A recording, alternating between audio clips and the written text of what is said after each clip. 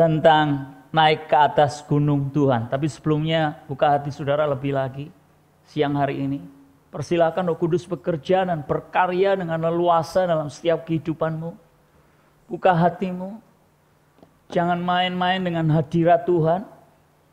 Terlalu kuat, terlalu dahsyat hadirat Tuhan siang hari ini. Bahkan sampai tadi pagi. Siapapun yang saat ini mengeraskan hati. Ada satu kuasa yang terlalu sanggup untuk melembutkan hati saudara. Sampai membuat kita bertekuk lutut di hadapan Tuhan. Asal engkau mau membuka hati dengan selebar-lebarnya. Persilakan Roh Kudus berkarya. Jangan percuma datang siang hari ini. Karena Allah yang kita sembah terlebih rindu atas hidup kita. Shikirala paralapa syarala paralapa taka syarala paralapa paralapa. Shikirala paralapa taka syarala paralapa. Ada pribadi yang rindu untuk menghampiri engkau saat ini. Raja di atas segala raja. Ya pribadi yang setia. Ya pribadi yang mengasihi engkau. Ya pribadi yang rindu untuk menjamah dan melawatmu. Dan siang hari ini temui dia. Kenali dia. Dapati dia. Thank you Jesus. Itu adalah pribadimu. Lewat Roh Kudusmu. Yang rindu untuk menjamah melawat kami. Kami persilakan kau berkarya siang hari ini. Nyatakan kerinduanmu Bapa. Ungkapkan isi hatimu.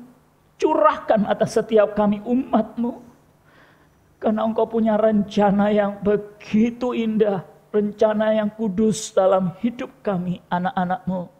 Gerejamu Tuhan. Terima kasih Tuhan. Terima kasih. Kami siapkan hati kami untuk ditaburi kebenaran firman-Mu lebih lagi. Dan kami gak mau menjadi orang yang biasa-biasa saja. Tapi Tuhan yang menciptakan dan memplan kami menjadi orang-orang militan. Orang-orang umat kepunyaan Allah. Terima kasih Tuhan di dalam nama Tuhan Yesus. Haleluya. Sama-sama katakan. Amin.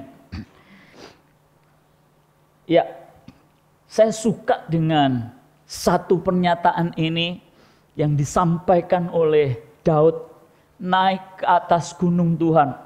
Saya sudah dapatkan beberapa bulan yang lalu, tapi ada sesuatu yang membuat saya agak bergumul gitu ya. Karena kata-kata ini naik ke atas gunung Tuhan. Saya suka bercanda dengan orang-orang karena gereja di Marikul itu pakai lift, saudara.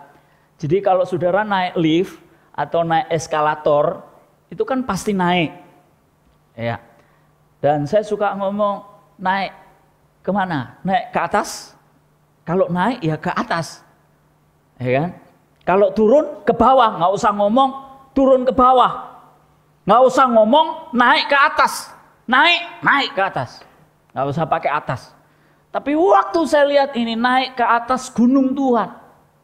Berarti kalau naik ke gunung itu berarti ke atas gitu. Kalau turun ke bawah. Tapi waktu saya renungkan ini, saya bawa itu dalam saat teduh. Saya dapatin satu pengertian yang saya mau sharekan nantinya. Bahwa ada banyak orang yang naik ke gunung tapi nggak sampai ke atas. Saya mau tanya dulu, siapa yang pernah naik ke gunung? Benar gunung loh ya, bukan bukit. Di firman Tuhan katakan ini bukit, tapi hampir sama dengan gunung. Benar gunung saudara. Jadi saudara perlu 2 hari 2 malam, 3 hari 3 malam, tergantung ketinggiannya itu seberapa tinggi. Kalau cuman saudara naik gunung itu 4 jam, saya nggak yakin itu gunung. Gunung-gunungan kali. Karena saya ini mantan pernah saya tersesat, saudara. Bukan tersesat di gunung. Jadi sebelum saya masuk ke gereja karismatik, saya itu dulu rambutnya panjang, kurus gitu. Jadi pakai pakaian itu yang compang-camping karena bukan menwa ya, pataga, pecinta alam. Itu biasanya saingannya dengan menwa. Dan latihan fisiknya itu luar biasa. Karena waktu itu saya ikut yang namanya pecinta alam dan manjat tebing naik gunung. Dan saya pernah satu waktu 3 hari 3 malam, saudara, naik ke gunung 3 hari 3 malam. Tidur cuma 4 jam, 5 jam, dimanapun. Di hutan belantara, dan baru saya melihat itu. Wah, itu tidak main-main untuk nyampe gunung. Kita itu dilatih, saudara. Dilatih pakai tangan, itu cuma 3 jari. Bukan push up-nya itu bukan seperti ini. Seperti tentara, tapi 3 jari. Dengan beban ransel yang dipenuhi barang. 3 jari. Kalau sudah kuat, 2 jari. Karena apa? Satu waktu, lereng gunung itu bukan kalau seperti ini datar, saudara, dari jauh. Tapi kalau saudara benar-benar sungguh-sungguh naik ke gunung itu, lihat, itu ada banyak angle-angle yang berbeda. Ada satu waktu itu angle-nya seperti ini dan turun. Itu jurang namanya. Dan saudara harus lewatin itu untuk bisa sampai ke puncak. Saudara turun dulu, naik. Saat itu datar, naik lagi. Dan saat itu curam seperti tebing, dan saudara harus pakai yang namanya karabiner tali itu. Dan saudara harus mengandalkan cuma 3 atau 2 jari. Kadang 1 tangan. Dan itu kalau tidak kuat, jatuh saudara, mati. Kalau tersesat di hutan, lumayan. Kenapa saya mau sampaikan itu? Tidak banyak-banyak. Ada banyak orang Kristen, ini gunung beneran. Tapi firman Tuhan bilang, naik ke atas gunung Tuhan. Saya suka dan saya sering kali gambarkan waktu kita pujian, waktu kita penyembahan ada 3 yang saya ilustrasikan, dan salah satunya gunung. Dari 3 itu mengepakkan sayap seperti Raja Wali. Saudara pernah lihat Raja Wali? Sebelum dia pakai badai itu untuk mempergunakan angin taufan, badai itu, dia waktu terbang cuman gini aja. Benar? Enggak.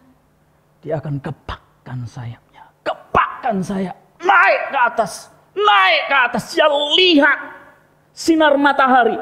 Dia tujukan ke atas. Dia pandang gitu.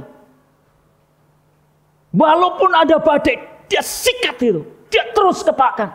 Tapi waktu udah ketinggian di atas, dia diam. Dia diam. Enggak diam dulu, kebalik saudara. Jangan kebalik jadi orang Kristen. Diam dulu. Males-malesan. Saat itu nyampe di atas. Capek. Waktu penyembahan. Saudara pakai kekuatan saudara. Pakai jiwa saudara, pakai hati saudara, pakai roh. Combine, itu namanya segenap hati, segenap jiwa, segenap kekuatan. Nggak bisa separuh-separuh. Temanmu yang di sebelahmu nggak bisa menolong engkau. Amin. Kita nggak bisa bergantung sama orang lain. Kita tujukan mata hati kita, roh kita hanya kepada Tuhan.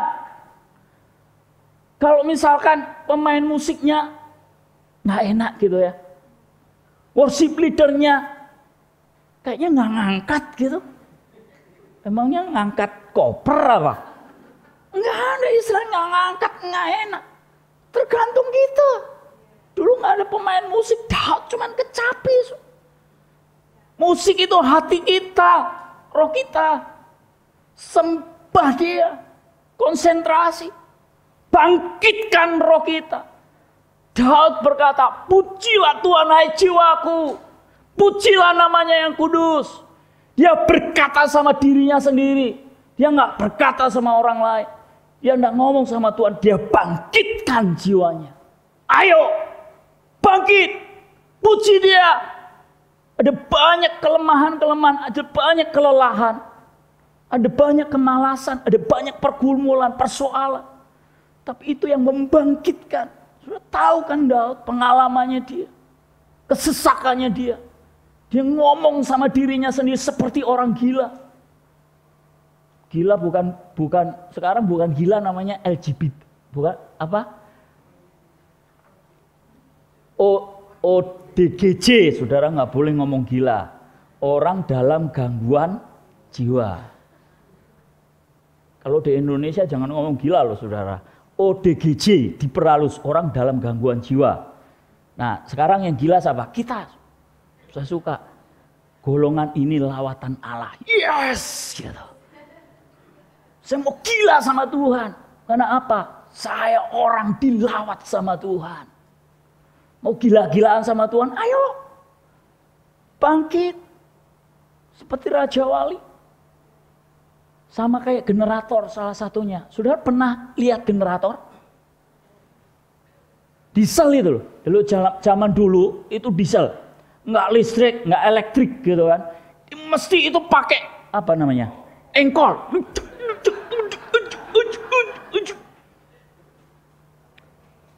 Ini pertama berat sekali. Saya masih ngikut di zaman seperti itu. Tapi saya cuman waktu kecil cuman lihat tukangnya ya. Itu kalau sudah malas nggak jalan. Malas. Malas, nggak jalan. Tapi waktu kalau kita pakai kekuatan full, berusaha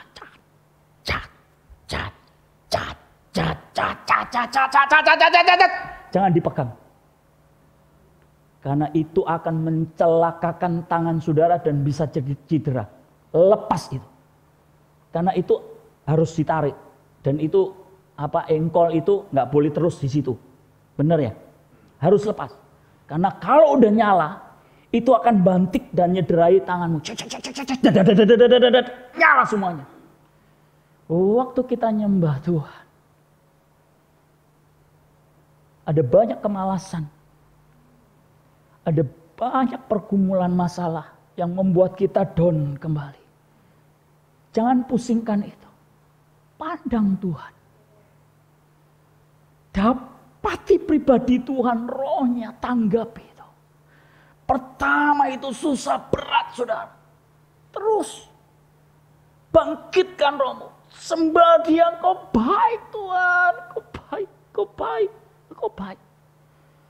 Cuman ngomong 2 kata, 3 kata. Kau baik, Kau baik. Tuhan gak pandang kata-katamu itu indah atau enggak. Tuhan pandang rohmu. Tuhan dengar sudah. Tuhan lihat hatimu. Waktu engkau cuman ngomong 1-2 kata. Tapi dari kedalaman hati. Lawatan Tuhan. Jadi saya mimpin pujian pagi. Saya cuman berdiri di mimbar. Belum angkat pujian. Nangis. Kalau udah nangis susah untuk ngomong memulai. Benar. Saya cuma mau menikmati. Pujian belum dinyanyikan. Itu sudah melo. Tahu melo? Karena lawatan Tuhan, kasih Tuhan yang saya rasakan terlalu indah. Kebaikan Tuhan terlalu indah. Belum ngomong. Tapi namanya ibadah. Masa terus saya melo dulu ya. Nanti 15 menit lagi, 30 menit lagi. Saya pernah waktu sama Ibu Sandra mimpin pujian bareng. Saya ndoprok di pojok benar ya. Dia yang ngangkat pujian. Kita partneran gitu. Untung partneran. Saya nikmatin aja. Tuhan, saya udah dapatkan lawatanmu. Mau apa lagi? Iya, Tuhan ngomong. Tapi ini ibadah, kamu tetap lanjutkan. Roh Kudus itu tertib. Ya udah, tarik air matanya udah lepasin gitu. Maunya, udah. Tapi saya nikmatin dulu dong. Ya kan? Loh iya, dapatin tujuan saudara apa? Bertemu sama Tuhan. Dilegakan kan? Dipuaskan kan? Nikmatin dulu. Oke, balik lagi. Ada seniornya juga kan? Nah, saudara naik ke gunung Tuhan. Saya nggak bisa malas-malasan untuk naik ke atas gunung Tuhan. Saudara harus pakai kekuatan saudara. Bukan berarti mengandalkan kemampuan saudara. Nah, maksudnya pakai tenaga saudara. Melompat-melompat, nggak usah jaim. Amin. Berteriak-teriak. Karena Yesus nggak pernah jaim buat saudara. Kalau Yesus 2000 tahun yang lalu jaim, habis kita. Benar. Gak ada karya keselamatan yang kita bisa nikmati. Saya lihat Mazmur pasal yang ke-24. Ayatnya yang ketiga sampai 10. Saya akan bacakan buat saudara. Saudara bisa lihat dari sini atau dari handphone saudara atau Alkitab saudara. Jarang yang pakai Alkitab sekarang ya. Ya. Siapakah yang boleh naik ke atas gunung Tuhan? Siapakah yang boleh berdiri di tempatnya yang kudus? Orang yang bersih tangannya dan murni hatinya, yang tidak menyerahkan dirinya kepada penipuan dan yang tidak bersumpah palsu. 6. Dialah yang akan menerima berkat dari Tuhan dan keadilan dari Allah yang menyelamatkan dia. Itulah angkatan orang yang menanyakan dia, yang mencari wajahmu, ya Allah Yakub. Selah. Ayat 7. Angkatlah kepalamu, hai pintu-pintu gerbang, dan terangkatlah kamu, hai pintu-pintu yang berabad-abad, supaya masuk Raja Kemuliaan. Siapakah itu Raja Kemuliaan? Tuhan jaya dan perkasa, Tuhan perkasa dalam peperangan. Angkatlah kepalamu, hai pintu-pintu gerbang, dan terangkatlah kamu, hai pintu-pintu yang berabad-abad, supaya masuk Raja Kemuliaan. Siapakah dia? Itu Raja Kemuliaan, Tuhan semesta alam. Dialah Raja Kemuliaan. Amin. Saudara, saya mau sampaikan tentang tujuan untuk naik ke gunung Tuhan. Apa manfaatnya sih? Gunung Tuhan itu berbicara tentang kemuliaan. Gunung Tuhan berbicara tentang hadirat Tuhan. Saudara pernah memuji Tuhan di rumah? Tujuannya apa? Saudara angkat pujian. Saudara naikkan lagu. Tujuan saudara apa? Supaya enak didengar. Indah untuk didengar orang lain. Enggak kan? Ya itu salah satunya bisa. Tapi itu jembatan untuk saudara menikmati hadirat Tuhan, kemuliaan Tuhan. Itu gunung Tuhan. Gunung Tuhan tidak berbicara soal waktu saudara beribadah di gereja ini, di mana aja. Perempuan Samaria katakan, waktu dia tanya sama Yesus, Yesus bilang dimanapun, engkau tidak akan lagi hanya di bait suci, tapi dimanapun. Gunung Tuhan berbicara tentang perkenanan Tuhan. Amin. Ada satu lagu yang saya suka. Perkenananmu yang teguhkan hatiku, engkau yang bertindak memberi pertolongan, anugerahmu besar berlimpah bagiku. Saudara perhatikan, ini penting sekali. Kita nggak bisa mengejudge kan? Sama orang lain aja kita nggak bisa ngejudge. Saya baik atau enggak? Saya jahat atau enggak? Atau kita ngomong saya baik loh, saya benar loh. Tapi kalau bukan orang lain yang ngomong kamu baik orangnya, kamu itu benar orangnya, kamu itu jujur orangnya, kamu itu tulus orangnya. Atau cuman mengikrarkan diri, saya baik loh orangnya, saya jujur, perlu dibuktikan. Sama waktu kita berhadapan dengan Tuhan, Tuhan saya baik loh, saya jujur loh. Itu namanya sombong. Perkenanan Tuhan, itu yang kita rindukan. Seperti Bapa kepada anaknya. Wow. Itu worship banget. Saya dikasihin topik sama Pak Benat tentang worship dan wow. Saudara mesti ngidupin. Sungguhan. Saudara mesti hidup di dalamnya. Saya nggak bisa sampaikan itu hanya dengan teori. Ngalamin sudah. Saya ngomong gini bisa nangis. Pribadi Tuhan itu terlalu indah untuk dialami.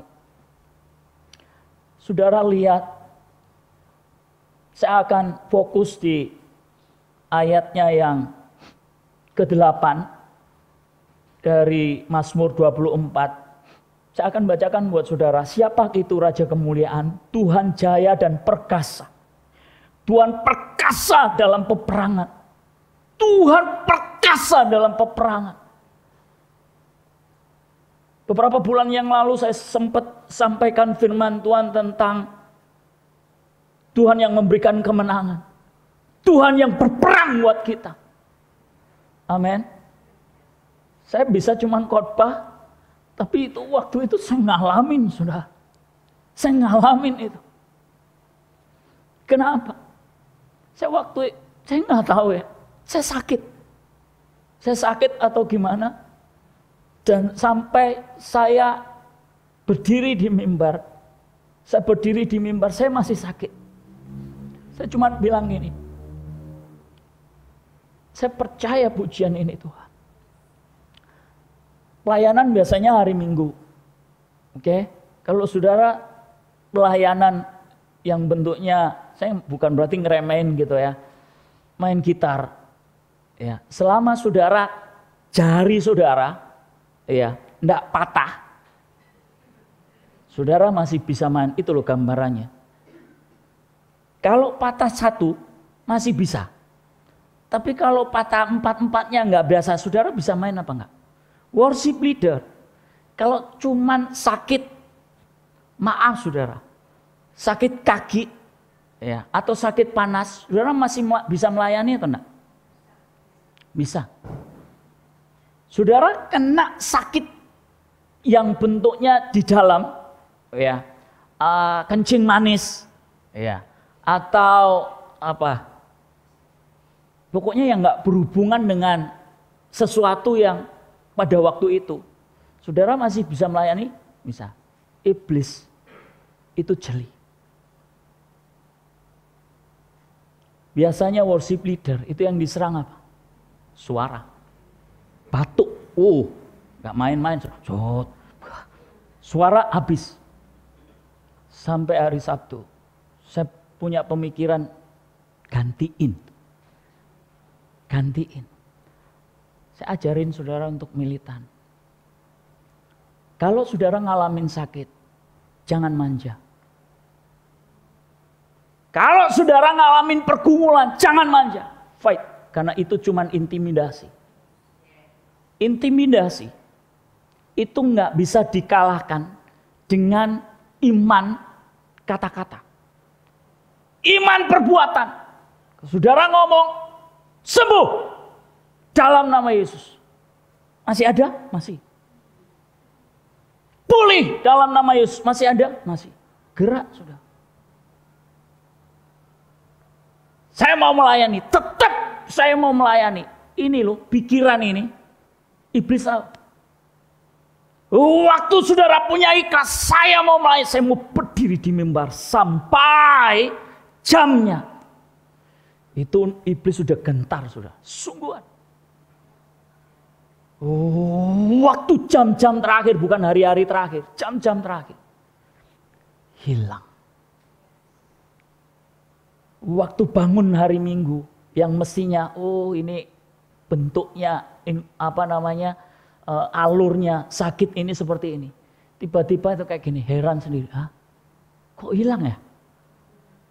Walaupun cuma sakit batuk, tenggorokan, tapi kalau sudah ngilangin suara, nggak ada modal. Saudara, mari kita memuji Tuhan. Nggak lucu kan? Kelihatannya simpel. Tapi fit dan fight, bertarung. Iman tanpa perbuatan mati. Saya mau kasih intrik buat saudara, saya mau beritahukan. Kenapa? Waktu saudara didoakan, saudara mungkin nggak sembuh. Tapi waktu KKR itu sembuh. Karena saudara diajar untuk mengerjakan, melakukan. Satu contoh, sakit kaki gitu ya, ditendang ya, bangun.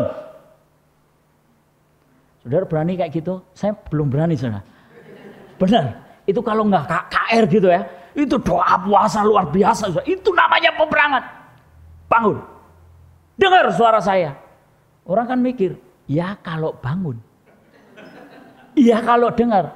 Kalau nggak sembuh, malu dong.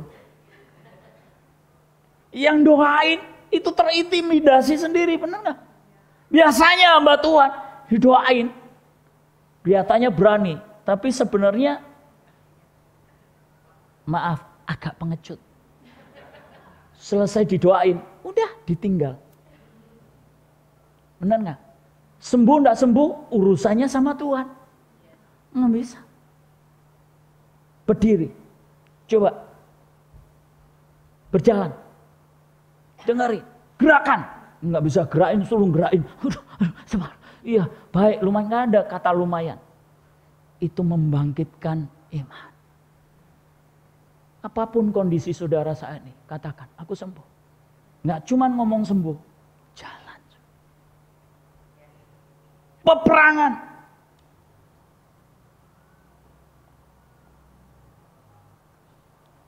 Saudara lihat di Matius pasal yang keempat, ayat yang ke-8. Ini luar biasa sekali. Ini Yesus, ini manusia tapi dia kerjakan perkara-perkara yang dahsyat. Matius pasal yang 4 ayat yang 8 sampai 11.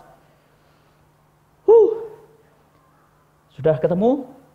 Saya akan bacakan buat saudara. Dan iblis membawanya pula ke atas gunung yang sangat tinggi dan memperlihatkan kepadanya semua kerajaan dunia dengan kemegahannya. Dan berkata kepadanya, semua itu akan diberikan kepadamu jika engkau sujud menyembah aku. Ayat 10 perhatikan. Maka berkatalah Yesus kepadanya, nyala iblis. Sebab ada tertulis, engkau harus menyembah Tuhan Allahmu dan hanya kepada Dia sajalah engkau berbakti. Lalu iblis meninggalkan dia dan lihatlah malaikat-malaikat datang melayani Yesus. Saya akan ulang dan saya akan garis bawahi kata-kata ini.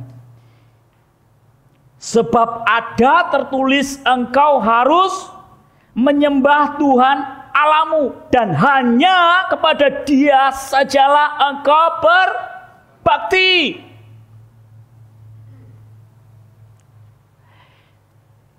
Iblis itu harus ditunjuk, sudah.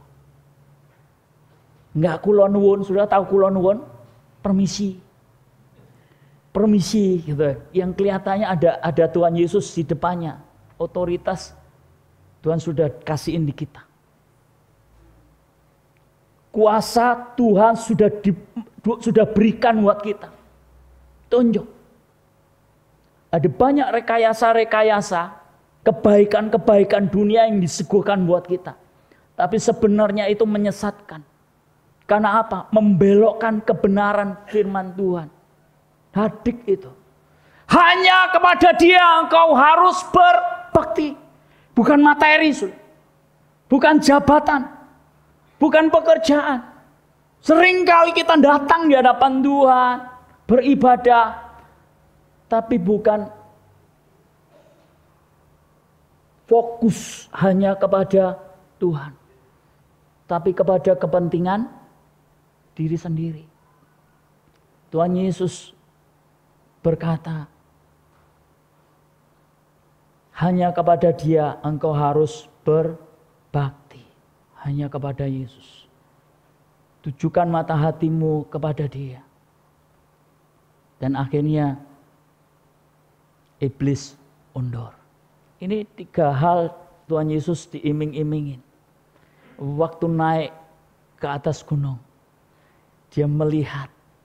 Dan saudara, waktu di atas gunung saudara akan bisa melihat musuh. Amin.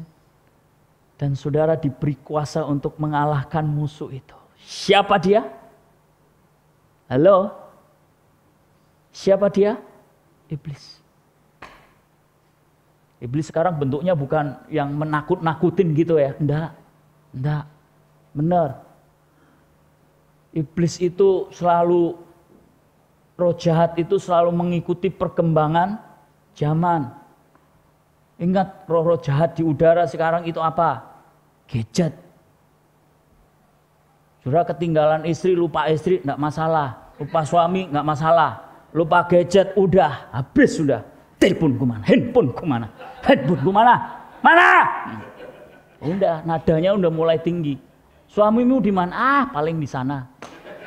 Istri di mana? Ah, paling, udahlah, gitu kan? Gak usah handphonemu, handphone gak usah ditanya handphone di mana? Gadget sudah. Penguasa di udara, roh-roh jahat di udara. Kita barusan seminar parenting. Sudah tahu orang-orang tua yang dipergumulkan itu apa? Anaknya. Itu lepaskan dari tangannya, itu addicted, itu tanda-tandanya apa? Berontak, histeris. Anda kayak gitu. Anak masih mending ya. Tapi kalau orang tua marah. Kenapa? Karena sudah terikat. Terbelenggu. Siapa yang bikin? Penguasa di udara. Hebat kan? Nggak terlalu hebat sebenarnya. Yesus yang hebat. Kenapa kita lakukan seperti itu? Karena nggak ada project. Kita nggak kerjakan projectnya Tuhan. Nggak disibukkan dengan projectnya Tuhan.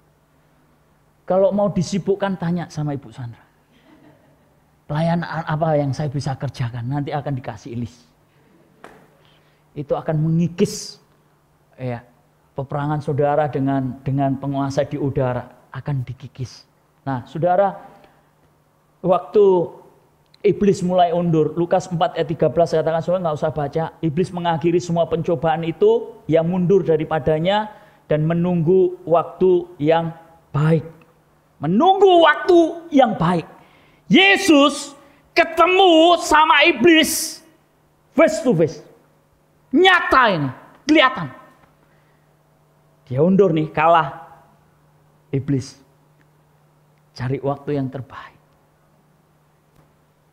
Sudah tahu siapa yang dipakai? Yuk kita baca. Matius pasal yang ke-16. Ayat yang ke-21. Sejak waktu itu Yesus mulai menyatakan kepada murid-muridnya bahwa ia harus pergi ke Yerusalem dan menanggung banyak penderitaan dari pihak tua-tua, imam-imam kepala dan ahli-ahli Taurat, lalu dibunuh dan dibangkitkan pada hari ketiga. Tapi Petrus menarik Yesus ke samping dan menegur dia, katanya, Tuhan, kiranya Allah menjauhkan hal-hal itu.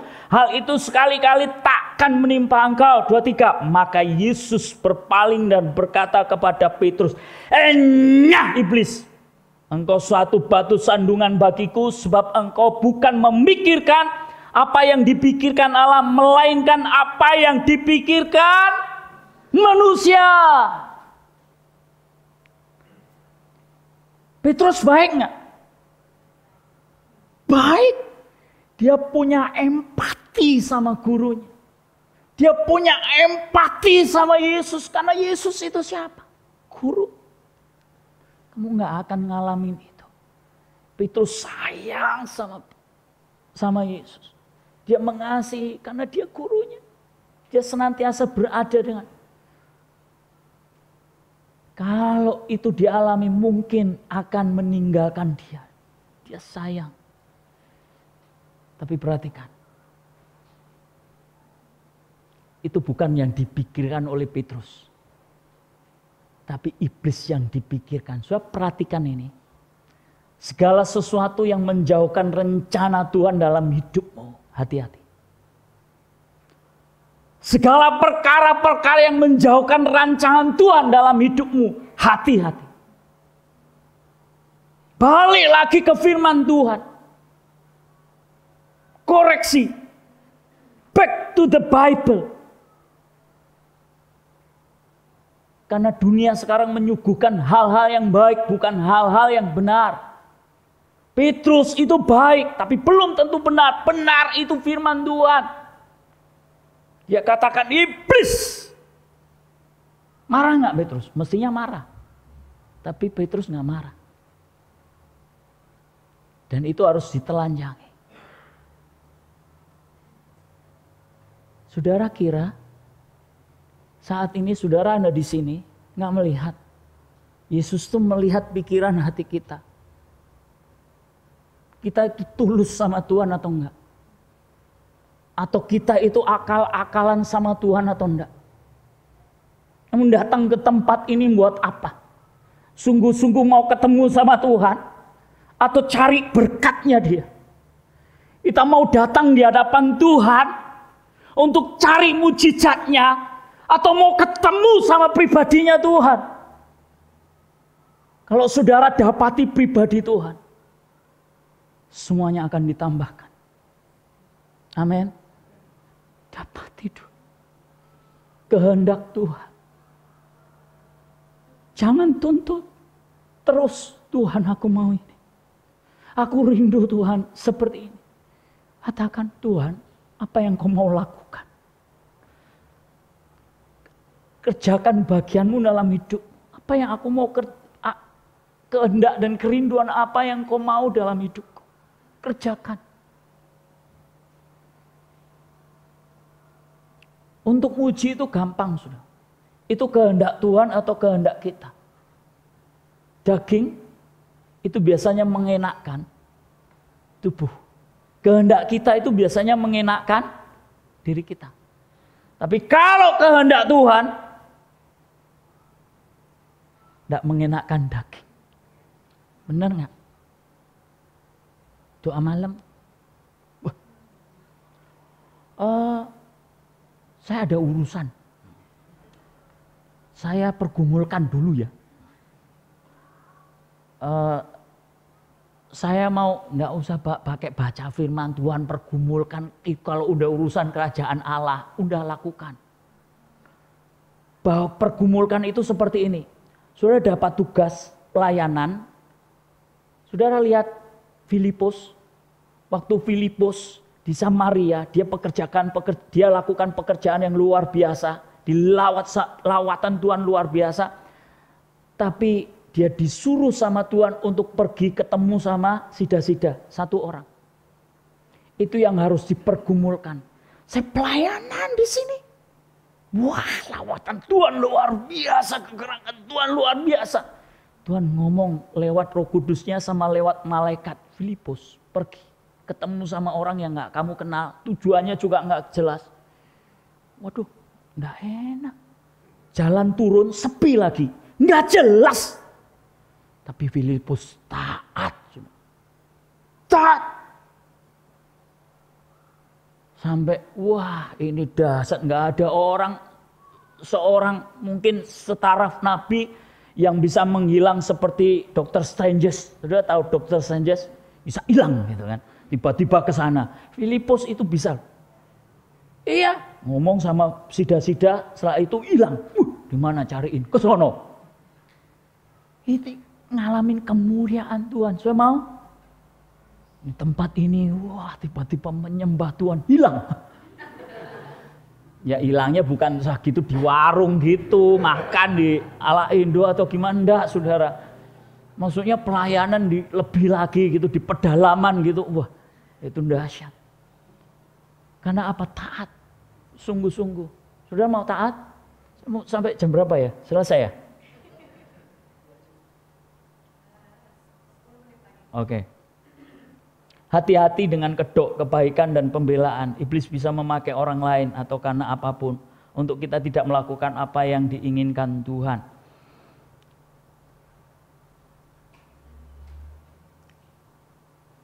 Saya mau sharingkan kayak gini.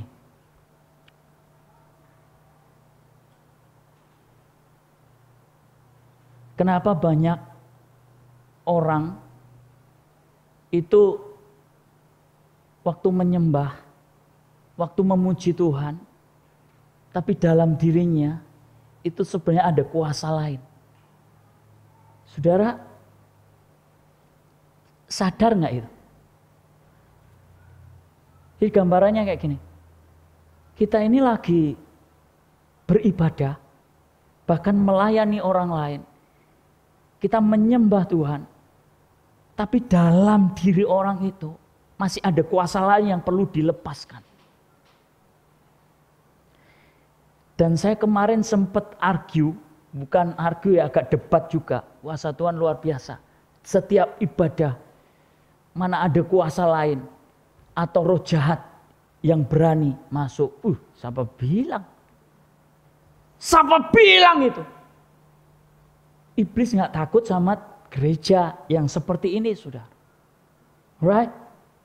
Iblis nggak takut sama suasana ibadah. Selama iblis itu tidak ditelanjangin, tidak diperangi. Amin. Saya melihat paman saya itu melayani luar biasa. Tapi satu waktu ketahuan, karena pembantunya yang tetangga saya juga, itu melihat ada kulkas buka sendiri dan itu buaya putih yang buka. Dan tidak taunya buaya putih itu apa? Yaitu diaken itu. Yang sungguh-sungguh setia kasih persembahan, melayani jemaat. Memang bukan karismatik, ya Protestan gitu. Saya nggak mengkerdilkan Protestan, tapi dia mendua hati. Dan singkat cerita dia dilepaskan. Rohnya diusir, ditangking, dilepaskan, dipulihkan. Ada banyak anak Tuhan. Ada banyak orang Kristen beribadah tapi masih ngendap rohnya. Ngendap. Karena apa? Nggak melakukan peperangan. Kemarin Pastor Bernard bikin beberapa kali malam pujian penyembahan itu dahsyat, saudara. Perhatikan, KKR itu dipersiapkan luar biasa. Mereka nggak main-main, doa puasa. Berdoa dan berpuasa. Mereka berdoa keliling, itu menyatakan peperangan. Makanya kenapa waktu altar call, itu lawatan Tuhan terjadi. Karena diikrarkan, diproklamirkan peperangan terhadap kuasa roh jahat. Lepas. Sebelum saya ke Sydney 2005, saya ngelayanin anak-anak muda, ratusan saudara, di Youth Camp Lawang. Saya ambil dari anak jalanan, dari sekolahan, saya nggak tahu dari mana. Akhirnya dapat 5 bus. 5 bus isi 52, sekitar 200-an. Saya bawa ke warehouse yang namanya Lawang. Itu kan mes tentara gitu, saya tahu. Ini warehouse, berapa ribu, berapa puluh, itu dipakai anak-anak muda. Itu seperti konser. Konsernya apa? Konsernya kuasa roh jahat yang lagi kepanasan.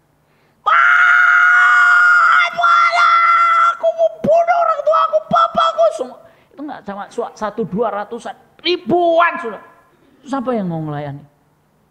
Ayo, ribuan loh, satu geblak gitu. Wah, hamba tuanya teol gini. Akhirnya siapa? Temennya. Temennya yang doain. Temennya yang tidak beri kesempatan buat kuasa roh jahat bekerja. Dia naik ke gunung Tuhan untuk ngabisin itu. Akhirnya apa? Wah, plak semua. Manifest semua. Sudah tahu apa yang keluar? Pisau, gunting, senjata tajam. Dikumpulin, dibakar. Sudah. Karena apa? Karena peperangan dinyatakan. Sudah naik ke gunung Tuhan untuk melakukan peperangan dengan Tuhan. Amin. Hati-hati dengan orang yang punya ilmu bela diri. Saya paling gak suka. Saya pernah ikut bela diri, patah tangan saya, karate.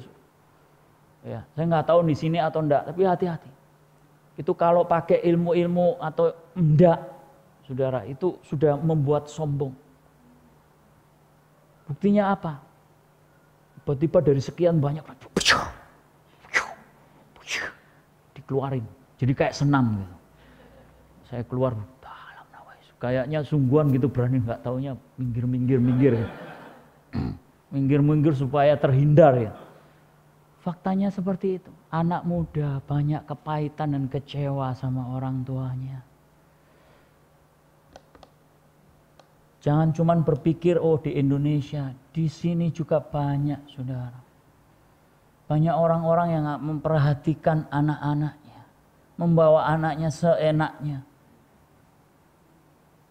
Dan setelah itu dikelelerin, kita ngomong sama temen, ketemu sama temen berjam-jam, anaknya nungguin. Kita ini gembala yang nungguin domba-domba yang dipercayakan Tuhan. Bukan anak-anak yang nungguin kita. Kalau bawa anak-anak, bawa juga anak-anak yang lain. Supaya mereka bisa berfellowship. Jangan ditinggalin gitu, sakit. Coba bayangin aja. Kalau nanti kita udah tua, nggak bisa apa-apa. Tuh kakinya udah 1, nggak pakai tambahan lagi kan, 4. Ikut anak. Dibawa ke night club gitu ya. Ayo yang biasanya dibawa ke gereja. Saya mau ajak, sudah berpikir, saya ngomong sama anak saya. Nanti kalau saya tua, saya nggak bisa apa-apa. Jangan sekali-kali ajak saya ke night club ya. Minum-minuman ya. Apalagi pasangan yang sejenis. No way. Saya mending dipanggil Tuhan duluan. Saya ajarin kamu di Sunday School. Saya ajarin kamu untuk di gereja. Bawa saya ke gereja. Kalau enggak usah. Ya sendirian juga gitu kan nggak enak. Nah saudara hati-hati. Naik ke gunung Tuhan. Posisikan diri kita dengan benar. Matius pasal yang ke-26 ayat 36. Maka sampailah Yesus bersama-sama muridnya ke suatu tempat yang bernama Taman Getsemani, lalu berkata kepada murid-muridnya, duduklah di sini sementara aku pergi ke sana untuk berdoa. Dan ia membawa Petrus dan kedua anak Zebedeus sertanya, maka mulailah ia merasa sedih dan gentar. Lalu katanya kepada mereka, hatiku sangat sedih seperti mau mati rasanya. Tinggallah di sini dan berjaga-jagalah. Maka ia maju sedikit lalu sujud berdoa kepadanya dan bapaknya, jikalau sekiranya mungkin biarlah cawan ini lalu daripadaku, tetapi janganlah seperti yang kau kehendaki, melainkan seperti yang engkau kehendaki. Tetapi seorang dari mereka yang menyertai Yesus mengulurkan tangannya, mengunus pedangnya dan meletakkannya pada hamba imam besar sehingga putus telinganya. Maka kata Yesus kepadanya, masukkan pedang itu kembali ke dalam sarungnya, sebab barang siapa menggunakan pedang akan binasa oleh pedang. Atau kau sangka bahwa aku tidak dapat berseru kepada Bapakku supaya ia segera mengirim lebih dari 12 pasukan malaikat membantu aku?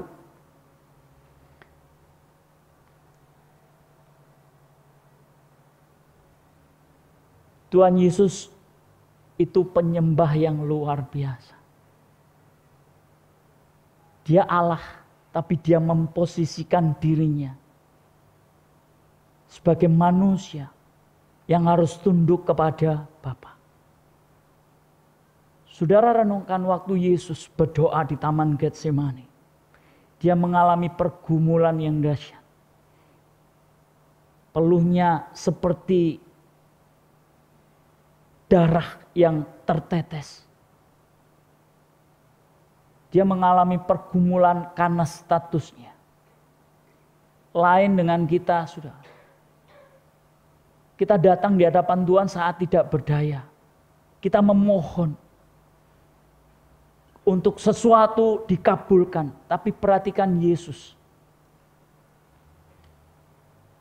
Waktu dia bergumul dengan dirinya sendiri, karena dia Allah, dia juga manusia. Dia punya otoritas, dia punya kemampuan yang luar biasa untuk melepaskan dirinya dari yang namanya disalib. Saya akan tutup dengan satu pernyataan. 12 pasukan ada. Iya. Setelah itu pemain musik bisa maju ke depan. Saya lihat 12 pasukan, 12 malaikat. 1 legiun itu 6.000 pasukan malaikat. 12 legiun berarti berapa? 72.000. Satu pasukan malaikat itu dapat memusnahkan atau membunuh 150 185.000. Tuhan Yesus ngomong, kiranya aku tidak bisa mengutus atau menyuruh 12 pasukan malaikat lebih. Kalau dikalikan 72.000 kali 185, 13 miliar. 320 juta malaikat, 320 juta pasukan akan terbunuh. Tapi dia nggak kerjakan itu. Dia tunduk. Hampir. Kalau Tuhan Yesus terpancing, dia panggil itu malaikat dan menyelamatkan Yesus. Saudara nggak terselamatkan. Saudara nggak jadi penyembah-penyembah. Saudara nggak bisa naik ke gunung Tuhan. Tapi Yesus mengambil keputusan, aku tunduk, aku mau taat. Aku mau menyerahkan hidupku untuk orang-orang yang akan aku tebus. Letakkan kepentingan kita kepada Tuhan. Letakkan keinginan daging kita kepada kehendak Tuhan. Saudara, bereskan hubunganmu dengan orang lain. Bereskan relationshipmu dengan orang lain. Firman Tuhan katakan, siapakah yang boleh naik ke gunung Tuhan? Orang yang bersih tangannya. Tangan berbicara soal perbuatan, tindakan. Bersih tangan berbicara soal perselisihan. Jangan ada perselisihan. Jangan ada perseteruan. Saat engkau menyembah Tuhan, saat kita memuji dan menyembah Tuhan, tapi menyimpan kesalahan dan masih ada kesalahan orang lain yang kita simpan. Hati kita, tangan kita belum bersih. Saat ini, pemberesan itu kita mau kerjakan. Lepaskan pengampunan itu. Lepaskan kepahitan itu. Tuhan rindu hidup kita sungguh-sungguh naik ke gunung Tuhan dengan tangan yang bersih, dengan hati yang murni, dengan ketulusan. Jangan ada beban yang merintangi engkau untuk naik ke gunung Tuhan, bertemu dengan Tuhan. Teduhkan hati saudara siang hari ini.